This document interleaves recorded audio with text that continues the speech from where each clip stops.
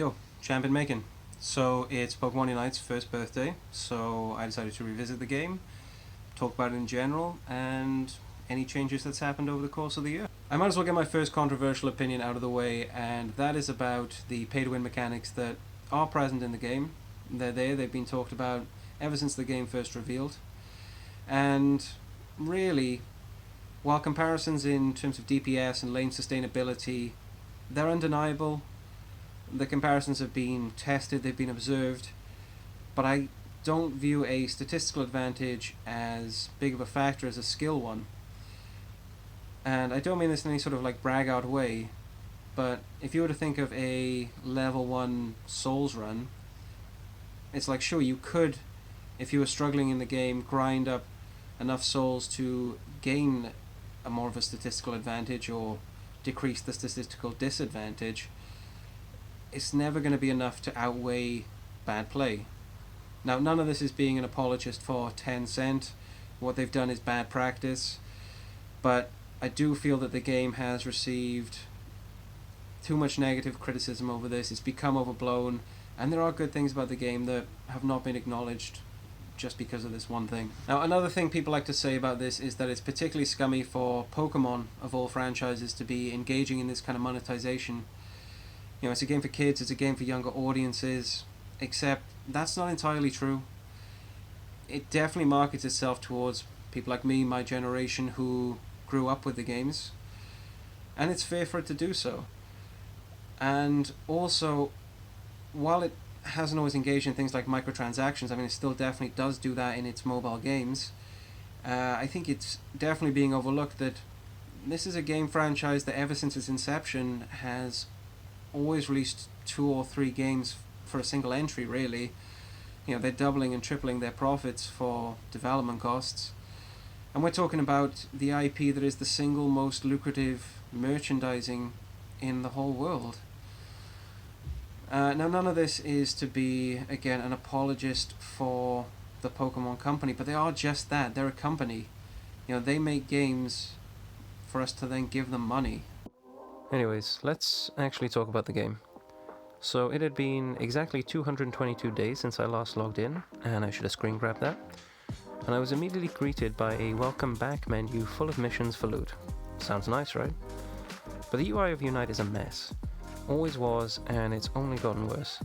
There are so many menus to navigate between for a bunch of different dailies and events to collect these largely insignificant rewards from, and worse still, it's still laggy as all heck. Also annoying is that sometimes you scroll with the top shoulder buttons, sometimes the bottom. It's a small gripe, but consistency is the basis of UI. Not only is it confusing navigating around all these menus, but the rewards themselves are confusing. There's at least 5 different currencies, and sometimes they overlap. Like, there's a couple that unlock Pokemon, and that's pretty straightforward because it's premium and freemium currencies. One freemium currency, though, I only figured out was for player cosmetics making this video.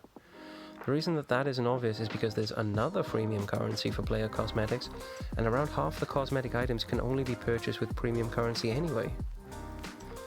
The Pokemon cosmetics require an entirely different freemium currency that isn't clear how you get it, but don't worry, you can spend real money while you figure it out. One fairly important new addition is the emblem system. This operates kind of like loadouts in LoL, except they're mainly unlocked via the energy machine, or loot crate as you might otherwise know it as. It's a strange decision by Tencent to double down on their pay-to-win mechanics given all the uproar they've already received over them.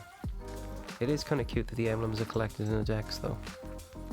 There's also a new achievement system in the game, but realistically it's just another mission list with the same rewards as all the other missions, except that this one is permanent. That's arguably all extraneous though. The meat and potatoes is the MOBA itself, so let's talk about that. Nothing has noticeably changed here. The main mode still has the cozy runtime of only 10 minutes a round. Matchmaking takes a matter of seconds, which might be because of the birthday event bringing back a bunch of players, but it's probably just still a really popular game. It's free, it's Pokemon, it's on the Switch. And unfortunately that popularity is going to have a far bigger impact on how your round is going to go than the pay-to-win mechanics, as you'll be paired up with a lot of people who don't understand the basic roles of a MOBA. And it's not as straightforward as getting a team together, because that just means you're going to face all the other team of casuals.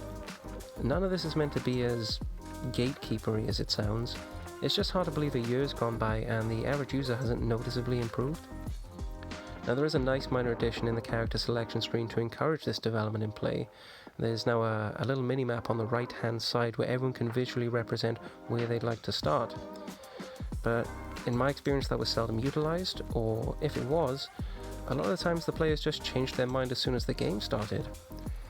So a round only lasting 10 minutes is in the game's favour here, because if you end up on a sinking ship, or the other team has the same problem, well, it's not really any more fun steamrolling the other team just because they've got a couple of uncooperative players either.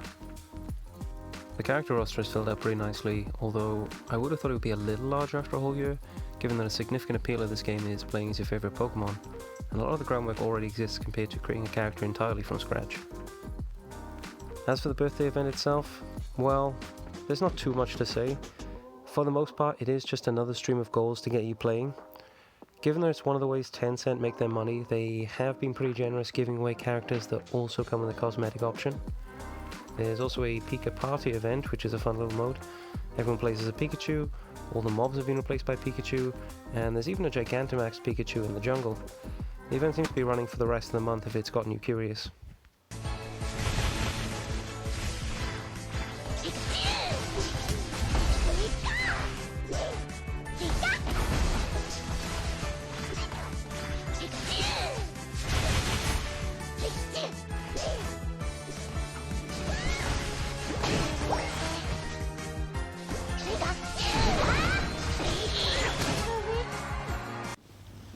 And that's all I have to say about Unite.